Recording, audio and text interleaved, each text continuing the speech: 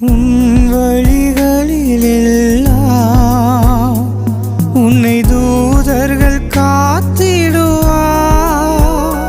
உன் பாதம் கல்லில் இடராதபடி தங்கள் கரங்களில் ஏந்திடுவார்.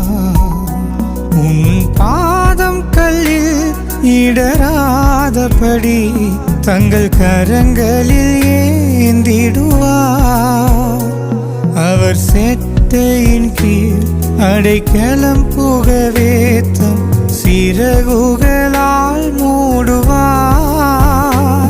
அவர் செட்டையின் கீழ் அடைக்கலம் புகவே தம் சிறகுகளால் மூடுவார்.